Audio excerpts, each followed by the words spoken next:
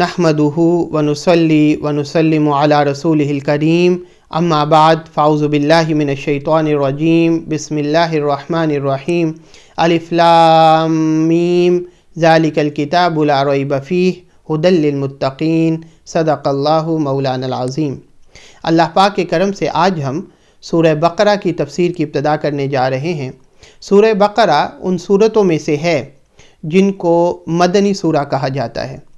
मदनी सूरत की तारीफ़ ये है कि हर वो सूरत जो आका अलैहिस्सलातु वस्सलाम के मक्का से हिजरत करने के बाद नाजिल हुई, वो सारी सूरतें मदनी सूरतें कहलाती हैं। बाज़ औक़ात लोग समझते हैं कि शायद मदनी सूरत वो सूरत है जो मदीना में नाजिल हुई और मक्की सूरत वो सूरत है जो मक्का में नाजिल हुई। ऐसा नहीं है, बल्कि हर वो सूरत जो आका अलैहिस्सलातु वस्सलाम के मक्का से हिजरत करने से पहले नाजिल हुई वो मक्की सूरतें हैं, और हर वो सूरत जो आका अलैहिस्सलातु वस्सलाम के मक्का से हिजरत करने के बाद नाजिल हुई वो मदनी सूरतें हैं, चाहे वो मक्का ही में क्यों ना नाजिल हुई हों। इस वजह से बाज़ औक़ात आप कुरान पाक में जब कुछ सूरतों के ऊपर देखेंगे कि वहाँ पर मदनी सूरत लिखा हुआ है, सूरा मदनिया, लेकिन वो मक्का में नाजिल हुई। उसकी वजह यह है कि वो तब नाजिल हुई जब आका अलैहिस्सलातु वस्सलाम ने हिजरत के बाद मदीना जाने के बाद फिर दोबारा जब मक्का तशरीफ़ लेकर आए उस वक्त नाजिल हुई, लेकिन क्योंकि हिजरत के बाद नाजिल हुई थी इस वजह से उनको भी मदनी सूरत कहा जाता है। लिहाजा सूरह बकरा जो है ये भी मदनी सूरतों में से है जो आका अलैहिस्सलातु वस्सलाम के हिजरत मक्का के बाद नाजिल हुई। इस सूरत की इब्तिदा अल्लाह पाक ने हरूफ मुक़त्तआत से की। फरमाया अलिफ लाम मीम। इसका हकीकी माना तो अल्लाह उसका रसूल बेहतर जानता है, लेकिन मुफस्सिरीन ने मुख्तलिफ आरा दी कि अगरचे इसका हकीकी माना अल्लाह उसका रसूल बेहतर जानता है, लेकिन इसके अंदर पैगाम क्या है, इसके अंदर इशारा क्या है, इसके अंदर मैसेज क्या है, इसको लाने का मकसद क्या है, इस पर बहस करते हुए मुख्तलिफ अक़वाल बयान किए। मैं सिर्फ़ इस जगह पर आसानी के लिए एक कौल बयान करूँगा ताकि आपको अंदाज़ा हो जाए कि मुफस्सिरीन ने इससे जो माना निकाला है वो किस अंदाज़ का निकाला है।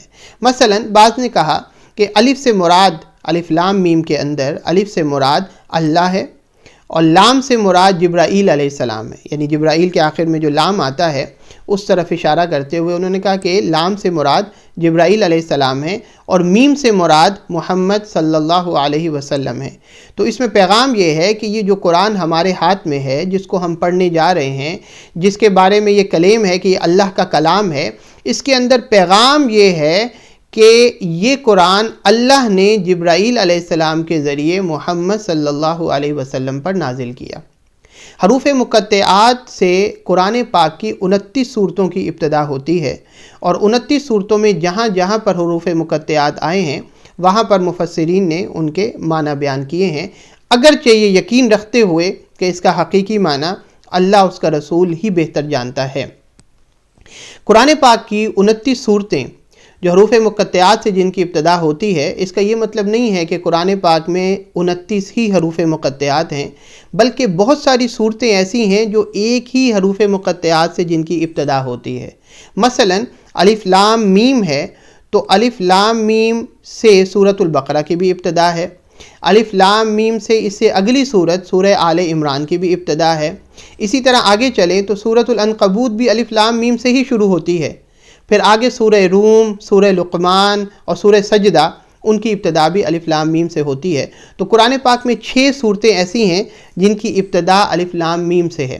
तो टोटल जो हरूफ मुक़त्तआत हैं, अगर आप जानना चाहें, अगर 29 सूरतें हरूफ मुक़त्तआत से इब्तिदा हो रही है जिनकी, लेकिन टोटल जो हरूफ मुक़त्तआत हैं वो 14 हैं। यानी पहला जो है वो अलिफ लाम मीम हो गया जिससे 6 सूरतों की इब्तिदा हो रही है। उसके बाद हा मीम जो है हरूफ मुक़त्तआत, उनसे भी 6 सूरतों ही की इब्तिदा है। फिर हा मीम आइन सीन क़ाफ, इससे सिर्फ एक सूरत की इब्तिदा हो रही है, सूरह शूरा की। फिर उसके बाद अलिफ लाम रा से 5 सूरतों की इब्तिदा हो रही है।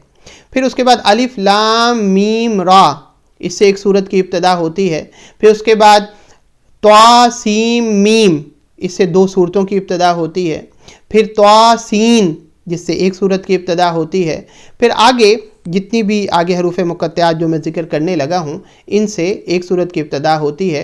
جن میں الف لام میم صاد ہے، اس کے بعد ہے کاف ہا یا عین صاد، اور اس کے علاوہ طا ہا ہے، یا سین ہے، پھر قاف ہے، صاد ہے، نون ہے۔ تو یہ 14 حروف مقطعات ہیں جن سے 29 صورتوں کی ابتدا ہوتی ہے۔ اس میں ایک اشارہ یہ ہے کہ جو عربی لیٹرز ہیں، عربی حروف ہیں، وہ 29 ہیں، اور اللہ پاک نے یہ چیلنج کیا تھا سب کو کہ تم اگر سمجھتے ہو کہ یہ محمد نے قرآن بنایا ہے، قرآن کو لکھا ہے، تو تم بھی اس قرآن جیسی ایک آیت بنا کے لے آؤ، اس جیسی کوئی ایک بات بنا کے لے آؤ۔ اور چیلنج یہ کیا کہ یہی 29 حروف ہیں جو تمہاری لینگویج پر مشتمل ہیں، جن پر تمہاری لینگویج مشتمل ہے، تو تم اگر سمجھتے ہو کہ یہ محمد نے انسان ہو کر اس نے بنایا ہے، تو تم بھی اس جیسا کلام بنا کے لے آؤ۔ اور یہی حروف مقطعات جو ہیں 29 صورتیں جن کی ابتدا ہو رہی ہے، وہ بھی الگ الگ بیان کیے، کوئی زبر زیر پیش کے ساتھ نہیں کہ کوئی مشکل کسی کے لیے ہو جائے۔ کوئی کہہ سکتا ہے کہ الف لام میم، اللہ پاک نے چیلنج کیا کہ تم الف لام میم جیسی ایک آیت بنا کے لے آؤ، کوئی لا نہیں سکا۔ یہ تو ایزی ہے، اگر انسان سوچے تو کوئی کہہ دے کہ میم لام الف، یہ کوئی مشکل بات نہیں ہے۔ اگر ایک حروف مقطعات میں سے صرف نون ہے، نون، تو کوئی کہہ دے آ کے جی سین، کوئی کہہ سکتا ہے۔ لیکن اللہ پاک کا چیلنج ہے کہ تم اس جیسی کوئی بات، اس جیسی کوئی آیت بنا کے نہیں لا سکتے۔ مطلب یہ تھا کہ اس کے اندر جو حسن ہے، اس جیسا حسن اس بات میں بھی ہو۔ اور بہت سارے لوگوں نے کوشش کی اور انہوں نے اپنی طرف سے آیتیں بنائیں، لیکن ان کے اپنے لوگوں نے کہا کہ نہیں، جو کلام قرآن ہے اور اس کے اندر جو خوبصورتی ہے، جو الف لام میم میں خوبصورتی ہے، وہ میم لام الف میں نہیں ہے۔ جو خوبصورتی نون میں ہے وہ سین میں نہیں ہے۔ وہ ہماری لینگویج نہیں ہے، شاید ہمیں اس کا اندازہ نہ ہو، لیکن جو عرب لوگ ہیں جن کی اپنی لینگویج ہے، جن کو خوبصورتی کا پتہ ہے اپنی لینگویج کا، ان کو پتہ ہے کہ جو کمال اور جو خوبصورتی کاف ہا یا عین صاد، جو اس میں خوبصورتی ہے، وہ ان حروف کو رد و بدل کرنے میں اس میں وہ خوبصورتی نہیں ہے۔ اور اللہ کی شان ہے کہ 1400 سال ہو گئے، آج تک کوئی شخص الف لام میم کے برابر بھی کوئی میم لام الف بنا کے لے کر نہیں آیا اور اس نے دعویٰ کیا ہو کہ اس میں بھی وہی حسن ہے جو الف لام میم میں ہے۔ آگے اللہ رب العزت نے ارشاد فرمایا ذالک الکتاب لا ریب فیہ، فرمایا کہ ذالک الکتاب، یہ وہ کتاب ہے لا ریب فیہ، جس میں کوئی شک نہیں ہے۔ ذالکہ عربک کے اندر ذالکہ کا مطلب ہوتا ہے وہ، تو اس کا معنی ویسی تو ذالک الکتاب ہے کہ وہ کتاب، لیکن ہمارے ہاتھ میں یہ کتاب ہے تو اس کو وہ ہم کیوں کہہ رہے ہیں؟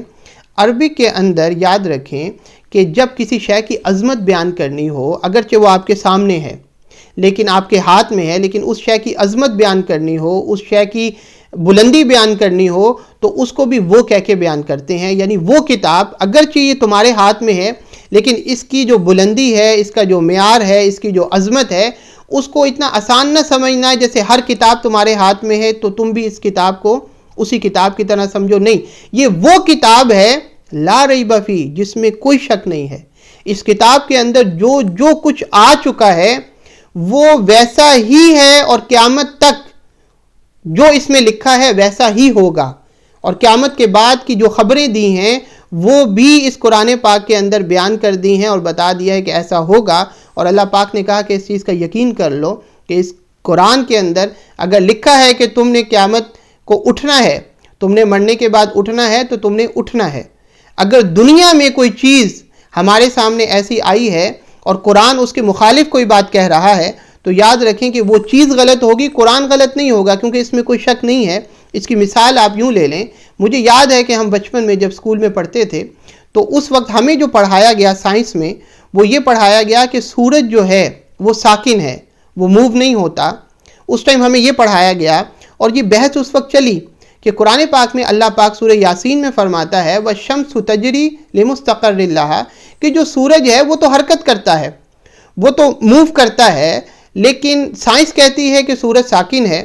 لیکن سبحان اللہ، اللہ کی شان کہ اسی سائنس نے جب ترقی کی اور دوبارہ ترقی کرنے کے بعد وہ اس نتیجے پر پہنچی کہ وہ غلط تھی، اور واقعی ہی سورج متحرک ہے، اور ان کی جو تحقیق تھی وہ غلط تھی۔ تو اگر کوئی چیز ایسی دیکھی جائے، اگرچہ وہ سائنس ہو اور وہ کچھ بیان کرے اور وہ قرآن اس سے ہٹ کر کوئی بات کر رہا ہو اور سائنس قرآن کے مخالف ہو، تو پھر ویٹ کریں کہ ابھی اس سائنس کو مزید ترقی چاہیے، ابھی اس کو وقت لگے گا کہ وہ اپنے کلائمیکس پہ پہنچے، اور جب وہ پہنچے گی اپنے کلائمیکس پر اور اپنے نتیجے پر، حتمی نتیجے پر، تو وہ نتیجہ وہی ہوگا جو قرآن 1400 سال پہلے بیان کر چکا ہے۔ قرآن پاک میں اللہ پاک نے خبر دی، اولم یر الذین کفروا ان السماوات والارض کانتا رتقا ففتقناہما۔